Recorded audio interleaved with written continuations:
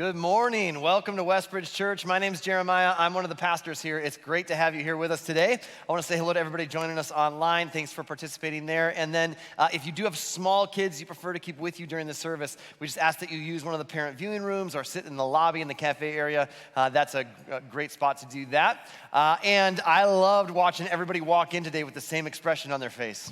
It was awesome, just like, because I know it is windy out there today. Man, it is unbelievable. Everybody's eyes are watering, and it's just fantastic. So much fun to be in here in the warm and just watch you all walk in. It was great.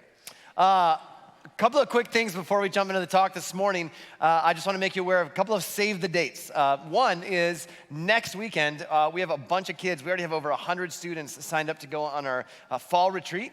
And if you have a kid who is like kind of been on the fence, if you have a kid that's 6th through 12th grade, they've been on the fence, or like maybe I want to go, but I'm a little hesitant, there are still spots. We'd love for them to go. And here's why this is such a big deal is because it really helps them when you're in 6th through 12th grade to connect with other people who are the same age as you, who are actually following God. That's a big deal. And when you get to meet some other kids who are your age, who are impacting your life in a positive way, because we have so much, there's so much peer pressure, there's so much in the negative, to have friends around you who are actually influencing you in a positive direction in 6th, 7th, 8th, all the way through high school, that's a really big deal. And there's very few environments like a weekend retreat that help you create that bond and that friendship because you're doing all kinds of fun stuff. So I just want to encourage you, if you have somebody in 6th through 12th grade, a student that hasn't signed up yet, we still have slots available. It's not too late to sign up. You can jump into that, and they're going to have an amazing time.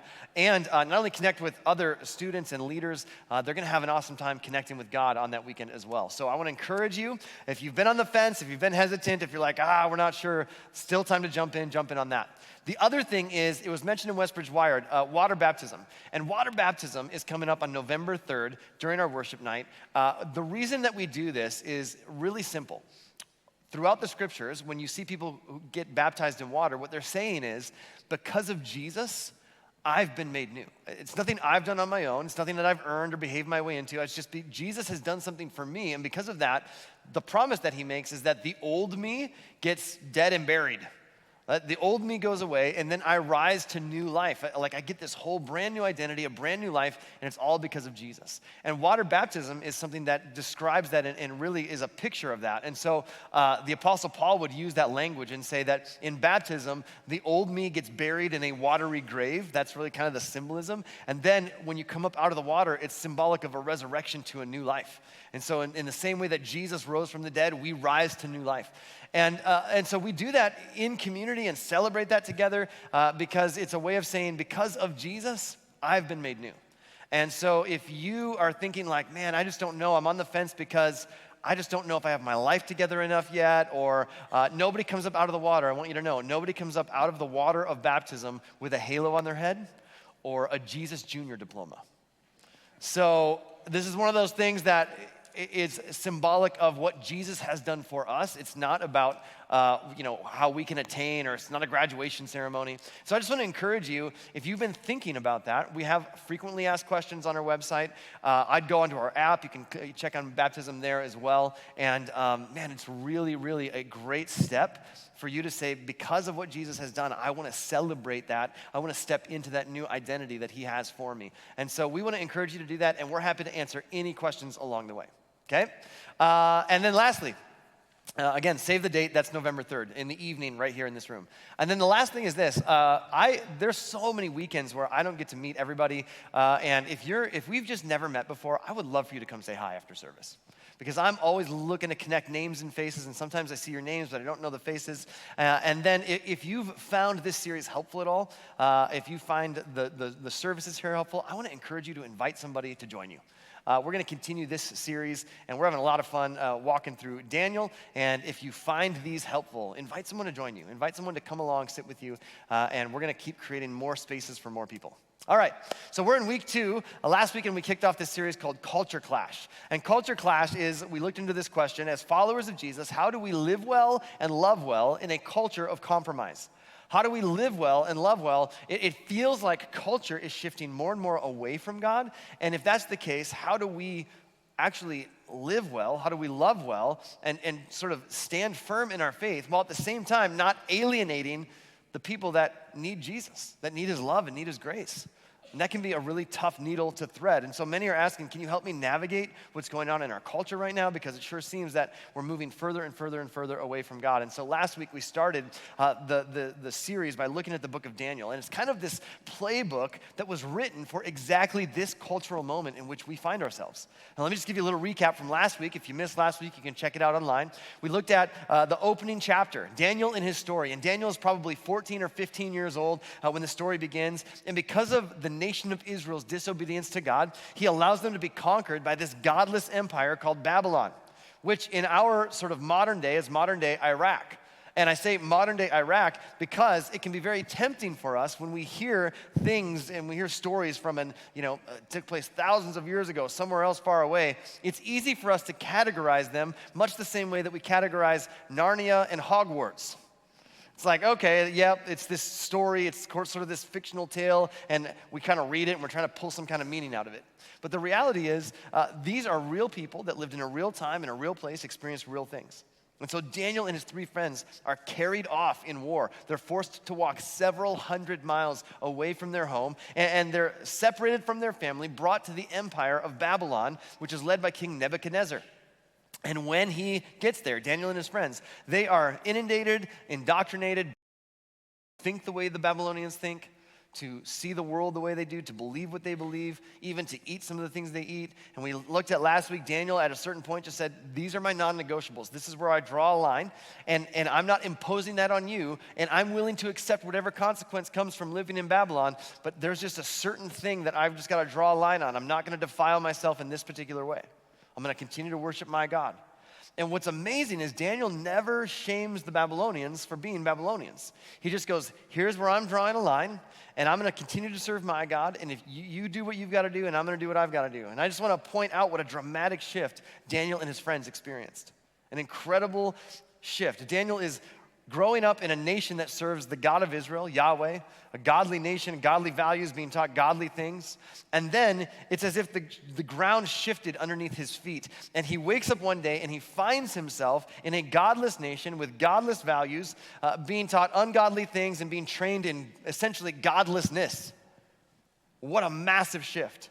And Daniel was empowered by the Spirit of God because greater is he that is in me than he that is in the world.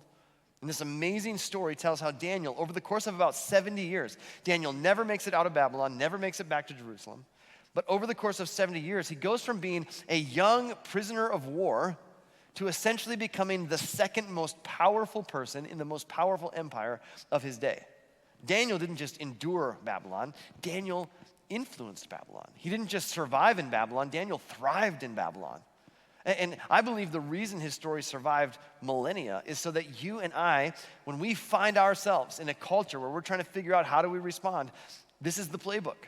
We can look at the life and stories of Daniel and his friends, and we have this playbook, we have this handbook for how to stand firm in our faith and still live well and love well in a culture that is moving further and further away from God. And so today we're going to read this interesting story, Daniel chapter 2. Well, it's this really amazing story that takes place. And then at the end of the story, we're going to take 3 really practical things that we can take away from this story and apply to our lives today in this cultural moment in which we find ourselves. So first, let's dive into the story of Daniel chapter 2, verse 1. It begins like this. One night during the second year of his reign, Nebuchadnezzar had such disturbing dreams that he couldn't sleep. Anybody had such disturbing dreams that you couldn't sleep? The kind where you're like, man, I got to stop eating bean and beef burritos before I go to bed at night, you know? And I got to tell you, I have a recurring dream. I have this recurring dream that is disturbing, and it often centers around speaking and presenting, and it shows up in like 4 different ways. But it's kind of like the same dream, but it presents itself in 4 different ways. One, I'm supposed to speak somewhere. Like maybe it's a Sunday morning, or I'm speaking somewhere else at another church, or I'll speak at different things, and I just totally space it. And so in my dream, I'll wake up and go, oh no. And like the event's taking place, and I'm like, I'm still in bed, right? And it's just this panic. And so I've had that dream many times. The other way it presents is that the event is taking place, and I can't get there. It's like everything is going wrong, and I'm in my car, and there's 1,000 different things, like the universe has conspired against me to make sure I don't make it to this event. And it's like I left on time, but man, there's traffic or something happens or I can't find my car keys or there's just something that is keeping me from getting there. Or the third way this presents is this: I'm there, but I am very inappropriately attired.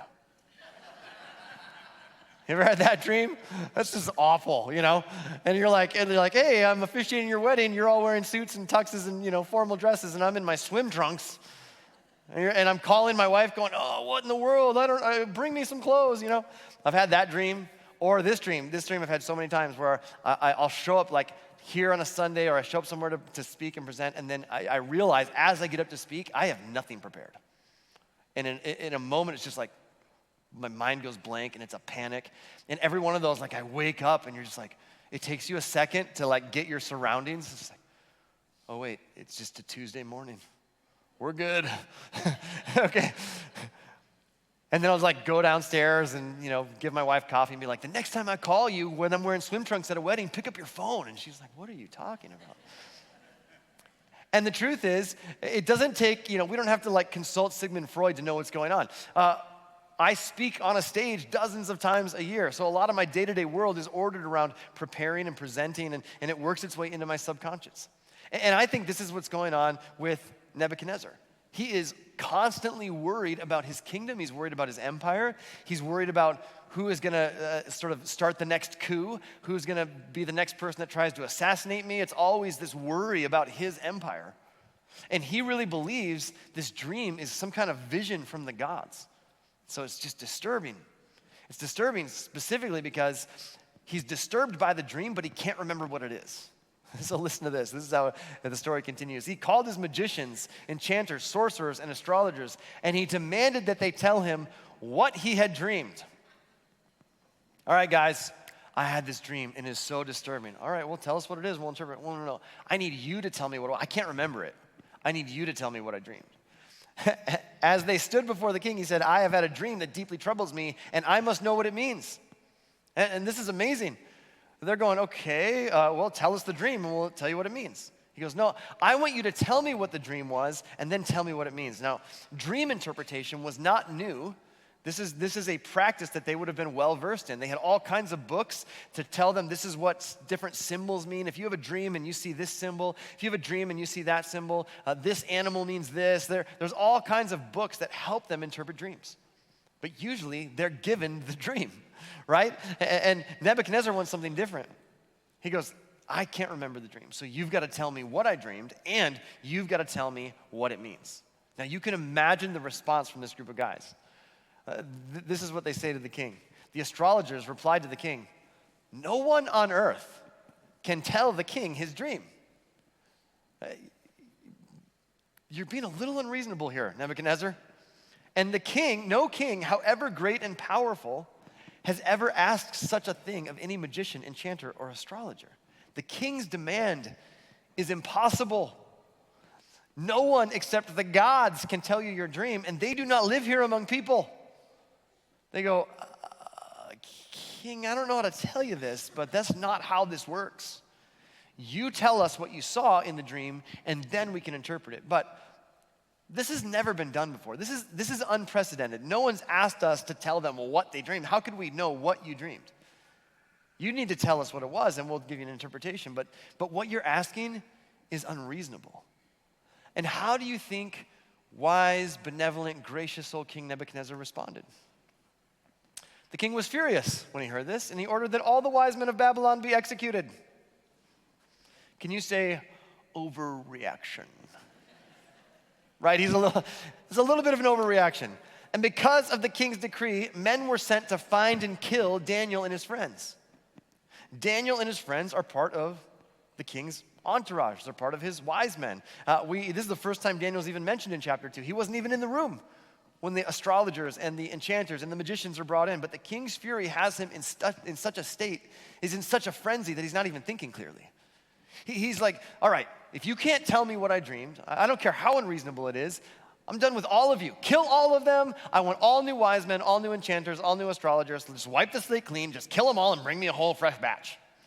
Can you understand how unreasonable this is, right? Even by ancient standards, they're going, this is absolutely unreasonable. And Daniel and his friends are advisors to the king, which means they're implicated simply because they serve the king. And so men are sent to find Daniel and his friends to execute them.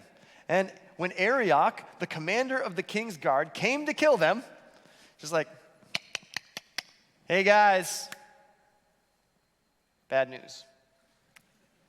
Yeah, I mean, the king he's kind of lost it, and I've been ordered to kill you. Can you imagine showing up? Arioch shows up at the door. And when he shows up and he came to kill them, Daniel handled the situation with wisdom and discretion. Another translation says wisdom and tactfulness. That is how, if you're a follower of Jesus, this is how we are commanded to live our lives, with wisdom and discretion. Our mandate from Jesus is in a culture of compromise, in a culture that's moving further and further away from God, we ought to handle ourselves with wisdom and discretion. And I can tell you, if someone's coming to kill me, I don't know if wisdom and discretion is at the top of the list. And this is how he handles this. And you remember the verse we read last week from the Apostle Paul? Let me remind you. Paul wrote this to people in Corinth. Be on guard, stand firm in the faith, be courageous, be strong, and do everything with love. You can be strong, you can be courageous, you can stand firm and still be loving. You can have wisdom and discretion. And Daniel puts this principle on display. He stood his ground. He was strong and courageous, but he was also loving. And so here's what we discover. He asked Arioch, why has the king issued such a harsh decree? Arioch, this seems extreme. Why has he issued such a harsh decree? Tell me the story. And so Arioch told him all that had happened. Now, we don't have details about how Arioch sort of, clues Daniel in on everything that's going on, but I have to imagine it was something like this. Like, I feel like Arioch steps inside, closes the door, and he's like, Daniel, dude, the king has lost it. I mean, he can't sleep. He is just like, between you and me, the guy's paranoid. He's irritable. He's not sleeping well. He's having all these crazy dreams. He's pounding Monster energy drinks like there's no tomorrow. I mean, Daniel, I'm just telling you, this is why we're in this situation. And so what does Daniel do? Daniel went at once to see the king and requested more time to tell the king what the dream meant. Daniel goes to Nebuchadnezzar and says, just give us a little more time and we'll tell you what you dreamt and we'll tell you what it meant. And he's like, okay, I'm going to give you some more time for whatever reason. The king gives Daniel more time. Now, we do not know why the king gave Daniel more time. What we do know is how Daniel has conducted himself since he's been in Babylon. That we are told. And he has been thoughtful. He's been wise. He's used discretion. He's used tact. And the king grants him extra time to interpret the dream. It's amazing what will happen when we live our lives with wisdom and discretion. When we don't look at culture and throw shame at culture, but instead just go, I've determined to live my life this way.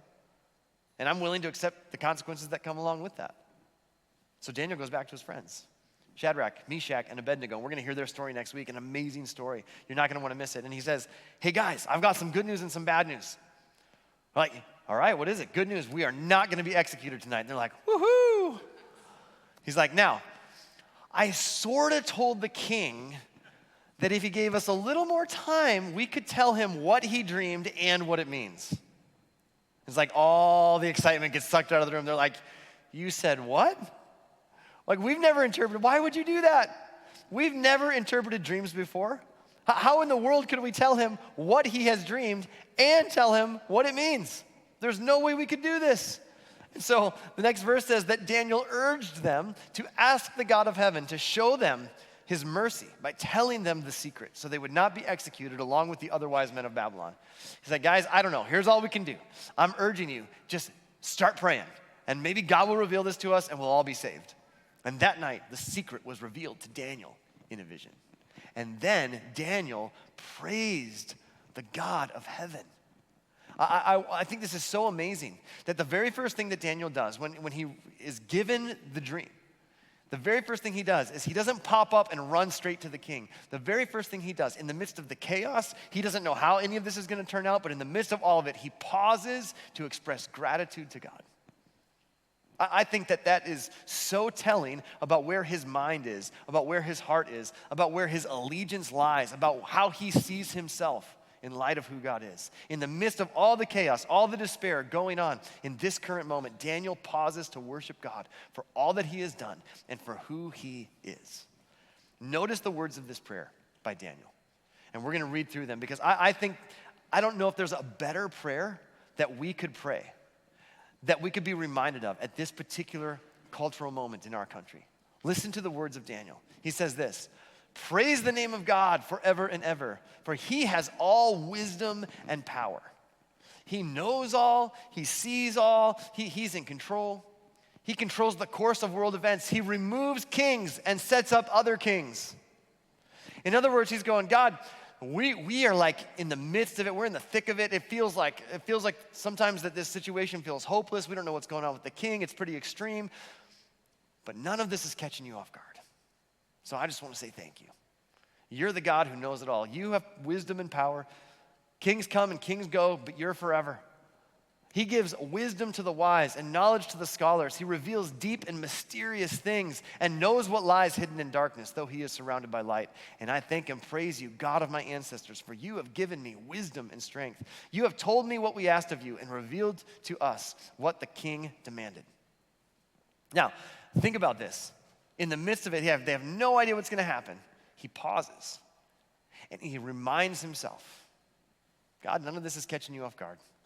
You have all wisdom, you have all power. Kings come and kings go. What a powerful prayer for us to pray.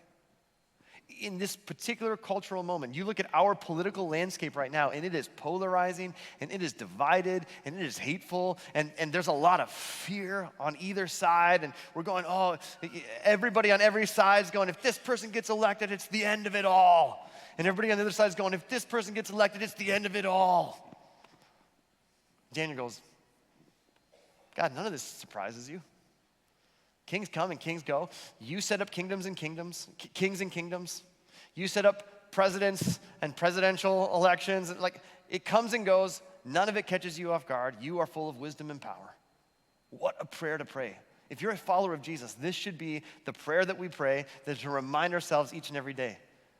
Nothing happens that catches God off guard. And so Daniel rushes out and he gets an audience with the king. Check this out. The king then says to Daniel, also known as Belteshazzar, that's his Babylonian name, is this true? Can you tell me what my dream was and what it means? Daniel, I've heard that this has been revealed to you. Give it to me. Can you tell me, is this true? And Daniel goes, nope. He says, there are no wise men, enchanters, magicians, or fortune tellers who can reveal the king's secret. King, I just want to let you know, what you have asked is unreasonable and impossible. First of all, let me just say, the thing that you've asked is you've asked something that isn't possible to be done. There are no enchanters, there are no astrologers, there are no magicians, there are no wise men, there are no advisors that can do this. But there is a God in heaven. I think this is an amazing phrase, and I've highlighted this phrase because I think this is so important for us to remember. That sometimes we look at our current situations and we go, this seems impossible. This seems too extreme. This seems like it can't be done. This seems unreasonable to even ask. But there is a God in heaven. There is a God in heaven. There is a God in heaven who reveals secrets, Daniel says, and he has shown King Nebuchadnezzar what will happen in the future. Now, I will tell you your dream and the visions you saw as you lay on your bed. Daniel says, listen, the thing that you've asked is unreasonable. It could never be done by human standards. It could never be done in human power. But there is a God in heaven who is willing to do what you've asked. There is a God in heaven who will show you something. And we are not going to read through the entire thing, but let me summarize for you the dream. And I've actually created a graphic here that will help us because Daniel told the king that he dreamed of a giant statue, and the statue would have looked like this. He said, here's the dream that you had. King Nebuchadnezzar, tell me if I got this right. You dreamt of a giant statue of a king whose head was made of gold, whose shoulders and arms and chest were made of silver, whose waist was made of bronze, legs of iron, and feet of iron and clay. And Nebuchadnezzar goes, that's it. It's like his memory is jogging. He goes, that's it, Daniel, that's it. And he goes, and then you saw this, a rock that was hewn out of the mountain, almost as if it wasn't even done by human hands. And the rock flies in and it smashes the feet of the statue. And the whole statue just gets shattered to pieces, and those tiny pieces get blown away in the wind, and the statue does not exist any longer. And then that rock grows and grows and grows and grows and grows until it becomes a mountain that fills the entire earth. And Nebuchadnezzar goes, that's it. That's what I dreamed. Oh, Daniel, I'm so thankful. What does it mean? And Daniel describes it. He walks through what happens. He goes, okay, king, this describes you. You are the head of gold. You are a mighty king. You're an incredible king, powerful king. God has given you incredible power and might and influence. But your kingdom is going to come to an end. You just need to know your kingdom will end someday, and it's going to be taken over by this next empire. They're not going to be quite as strong as you. That's what the silver represents, but they're going to take over your kingdom, and there's going to be a new empire. And then after them is going to come another empire, and another, and another. And what we know from our vantage point in human history, we get to look back at this and go, you know what? The Persian Empire grew out of the Babylonian Empire, conquered Babylon, became the next big empire. And then, like, if you've ever seen, 300, that's the Persian Empire, right?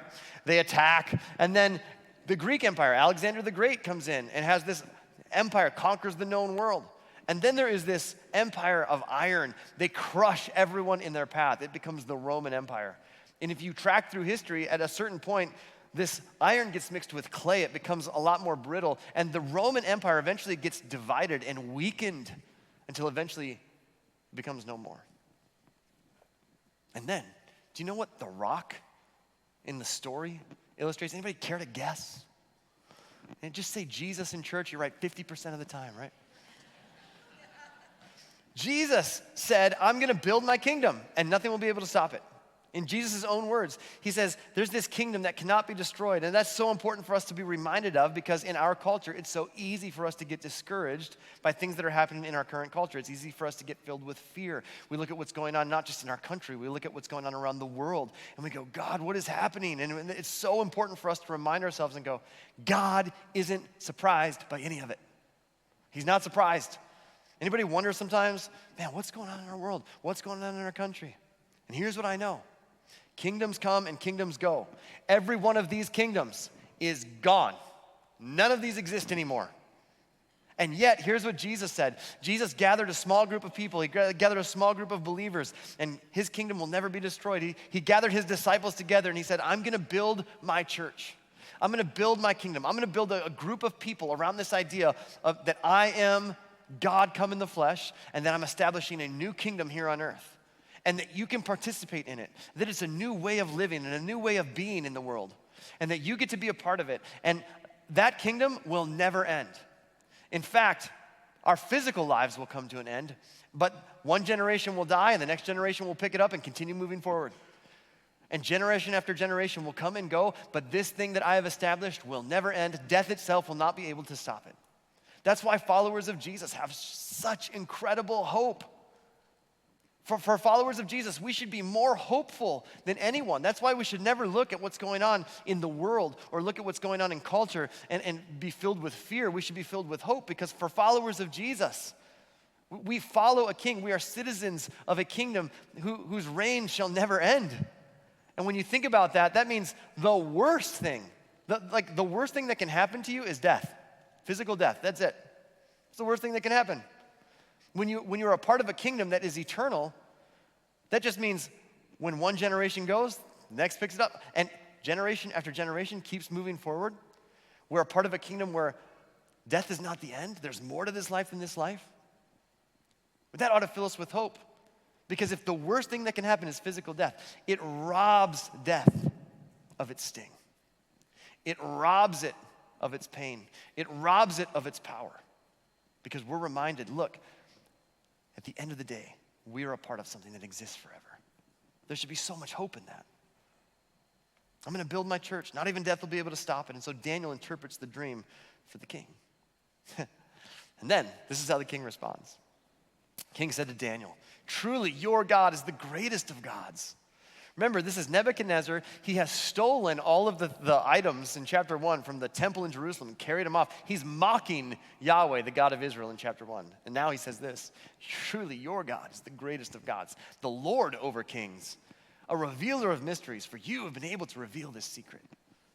You think about that and you go, He's all excited about this, and at the same time, maybe he didn't hear the full interpretation. Your empire is going to come to an end, Nebuchadnezzar. And he's like, I don't care. This dream was just bothering me so much. I'm so glad someone was able to tell me. And Daniel tells him the dream, and then he gets this massive promotion. Check this out. He made Daniel ruler over the whole province of Babylon, as well as chief over all his wise men. And all of the wise men are super grateful, because that means they weren't executed. And we're just 2 chapters into the story of Daniel, and Daniel has gone from being a teenage prisoner of war to being the second most powerful person in the most powerful empire in all of his day. What an incredible story. So, what are the takeaways for us today? Well, what do we take from this story and apply to our lives here in the United States of America in the 21st century? Let me give you 3 practical implications for us today. Number 1, we can influence and not antagonize. We can influence culture without antagonizing culture. Now, you should know that when you first understood the good news of the message of Jesus, the good news of the message of Jesus is this: I cannot have right standing with God on my own because I'm not good enough. I can't behave well enough. I can't filter my language and filter my thoughts and filter my behavior well enough to the point that I'm just on equal footing with God. I don't have right standing with God. And so God didn't want to leave us that way. Because God loves us so much, he didn't want to leave us that way. So then God sends Jesus into the world. And Jesus takes our sin upon himself, and then he is put to death. He's nailed to a cross, and the scriptures tell us he took our sins, he took all of our shortcomings, and he nailed them to the cross with him. And that means that now we have right standing with God, not because of anything we've done, but because of what Jesus has done on our behalf.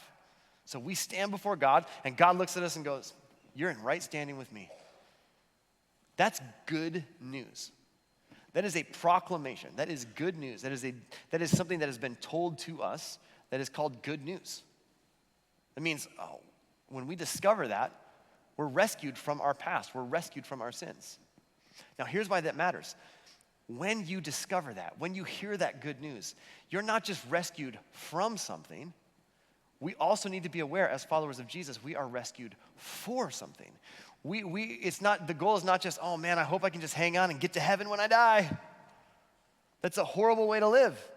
The goal is not just, I hope I get to heaven when I die. The goal is, how do I participate in the kingdom of heaven on earth, here and now, today? That I can actually live in the kingdom of heaven now. And I don't know if you've ever thought about it this way, but God has called every single one of us to engage with his mission here on earth, to be missionaries. And what God does is he takes a missionary and he disguises them as a school teacher. And he puts them into a full-time missionary into the school system. He takes a missionary and disguises them as a school counselor, as an administrator. He takes a missionary and disguises them as a police officer, as an attorney, as a construction worker, as an executive assistant, as a nurse, as a doctor, as a manicurist. And like Daniel, we can influence wherever we are, wherever we're at in the world, as we live out the kingdom of God. And our mission is not to antagonize, but to influence. And you'll notice Daniel did not antagonize his captors. He didn't antagonize the king. He didn't antagonize Babylonians. He didn't get after Arioch for following orders. He didn't shame the Babylonians for being Babylonians. He just said, I am going to continue to follow God. And notice the language that's used over and over. Daniel handled it with wisdom and discretion. Daniel honored the king, but he followed God. You cannot antagonize and influence people at the same time. So how does that play itself out in our current political climate over the next few weeks? How should we conduct ourselves in the weeks ahead of this very polarizing election season? Like Daniel, we must navigate it with wisdom and discretion. Wisdom is about what we say, and discretion is all about how we say it. On November 5th, someone's going to be elected president of the United States. And whether or not your candidate wins or loses, Jesus will still be the king on November 6th. And that's why my king is not an elephant, and my king is not a donkey. My king is the Lamb of God who takes away the sin of the world. That's the one that I want to pledge allegiance to. That's the citizenship in whose kingdom I find myself and my identity. On November 6th, the election will be over. And all the stuff that you said in the heat of the moment, all the nasty and demeaning social media posts and rants, that's all going to be past us. And I am just begging you, don't do something between now and then that will antagonize people so that you lose your influence later. We have been given an opportunity in culture to influence, but it's going to be really difficult to influence if we antagonize. How tragic would it be if after the election, that person who you work with, who has some problems in their life, might have leaned on you for wisdom and support, but they don't want to go to you now because of some things that you said? How tragic would it be if that neighbor that you have a good relationship with and a good rapport with, and they were going to ask you into that situation, but they decide not to because you didn't exercise wisdom and discretion like Daniel, and you lost the opportunity to be a missionary because of something you posted or something you said in the heat of the moment. That's why at Westbridge we don't endorse political candidates. That's why we don't hand out voter guides, right? I learned a long, long time ago that equally sincere followers of Jesus can have genuine disagreements about how their faith convictions are best expressed at the ballot box and in public policy. In fact, our church is 50-50. That's what's amazing. It doesn't mean we're afraid to step into difficult issues. It doesn't mean that Jesus doesn't give us moral clarity on certain topics in the scriptures, and we lovingly and courageously speak into those things. If you were a part of our last series, we are not afraid to wade into messy, controversial topics. But it does mean you can come here to Westbridge anytime between now and Election Day and know Westbridge Church is a political-free zone because our allegiance and our citizenship is first and foremost to the kingdom of Jesus. And that's why when Jesus taught his disciples to pray, he taught them, say these words, your kingdom come and your will be done here on earth as it is in heaven. The prayer is, God, let whatever is happening here on earth and the way that I live my life, let it reflect the values of your kingdom. Because that's where my citizenship is found. And there are a lot of people, there are a lot of churches that are going to try to make you think that they know exactly how Jesus would vote if he were voting in this election. Well, Jesus was always right. So that means right. Republican. Well, I don't know. He rode a donkey into Jerusalem. Donkey's the symbol. Democrat. I think every follower of Jesus who is eligible to vote should vote. I think you ought to pray and ask the Holy Spirit to lead you as best as you can and discern how to vote your conscience. I think you should exercise your civic responsibility. And I'd encourage you, if you follow Jesus, prayerfully discern what you believe are the greatest issues of the day. Ask the Holy Spirit to guide you and then vote your values and vote your conscience. But in the meantime, while you are at it, remember, God has placed you where you are at to influence and not to antagonize. Let's not do anything where we lose influence with the people around us because of the way that we behave. Let's use wisdom and discretion. Number 2, the power of love is greater than the love of power. The power of love is greater than the love of power. At the center of the message of Jesus, the good news of Jesus is the cross of Jesus. It's not a position of power. Jesus didn't move into the Oval Office. He was nailed to a cross. And we've decided in the midst of a culture, in the midst of a nation that is tearing itself apart over the love of power, we are going to leverage the power of love. I have a burden that I'm carrying because I look at some of the social media posts out there. I watch some of the news across the country. I observe scorn for certain politicians. I listen to the language being used by activists on both sides of the divide. And I'm telling you, our anger and our rage has started to turn into hatred. And I wonder, when did it become okay for followers of Jesus to hate? Well, they think this and them, and there is no us and them. Well, they're my enemy. Jesus said to love our enemies, to pray for those who persecute us. So I want to lovingly and gently and directly challenge us between now and November 5th. Let's put love over politics. Let's be followers of Jesus first. Whether you're part of the Republican Party or the Democratic Party or you just like to party. What? Stop viewing politics. And here's what we do. We put on our politics glasses and we then look at Jesus through the lens of our politics. And we try to conform Jesus into our political viewpoint. Stop viewing Jesus through the lens of our politics and let's be a group of people who put on the Jesus glasses and view politics through the lens of Jesus.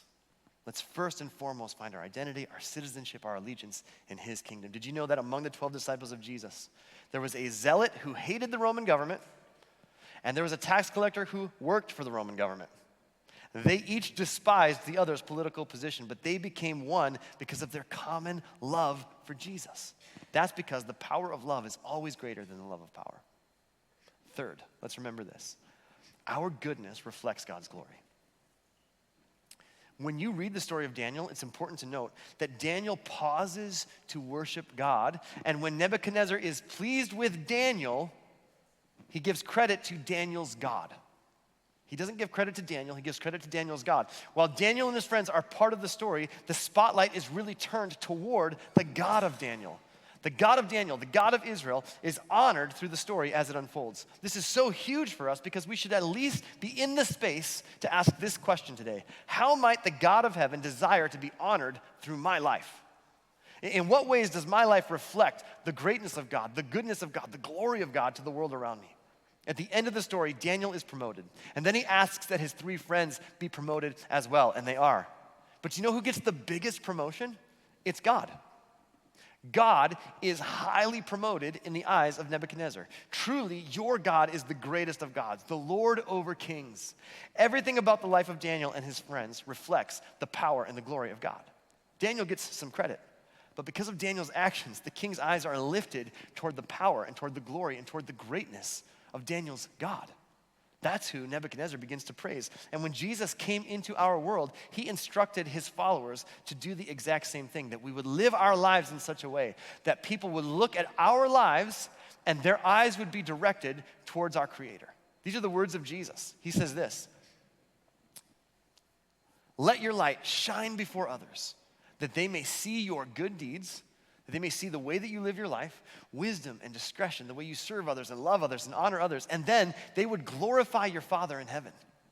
That their immediate reaction wouldn't be to praise you, but that they would look at what you're doing, and there's something in the human heart that would just go, what you're doing is a reflection of something bigger than you. And when a whole group of people are doing that, they look at this group of people called Jesus followers, and they go, man, the way you guys live, it reflects something bigger than you. And that they would be compelled because of the way that you live your life, that your goodness would reflect his glory, that your goodness would reflect his greatness. For many people, God's love is an abstraction. It's hard to hold on to. But the way that people experience God's love is through your love. The way that people will experience God's presence is through your presence. The way that people will experience God's comfort is through your comfort. There is something that happens when you live the life that God asks you to live that makes Jesus a little bit more believable, that makes God a little bit more knowable. Your goodness reflects God's glory. The meal that you make for someone, the call that you extend, the word of encouragement, the sacrifice you make on their behalf, the invitation you extend, the text message that says, I'm thinking about you, I'm praying for you, how can I help? We are to live lives that bring in the kingdom of God, and our goodness will reflect his glory. And this is what Daniel and his friends did.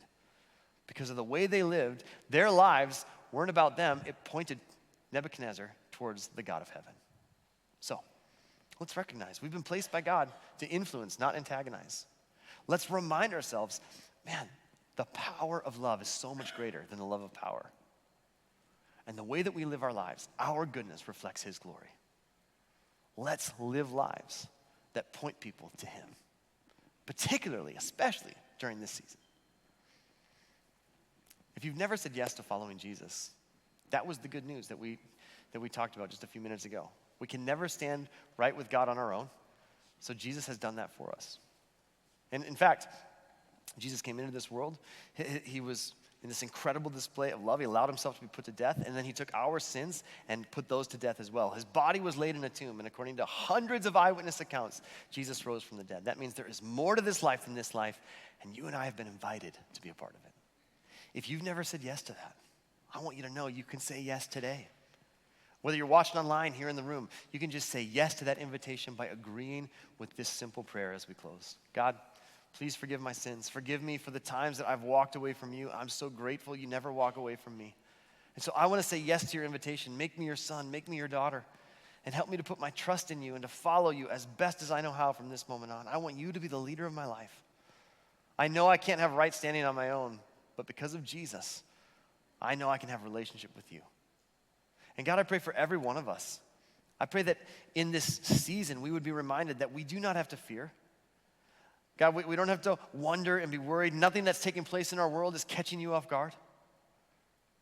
So I pray that you would help us instead to live lives with wisdom and discretion.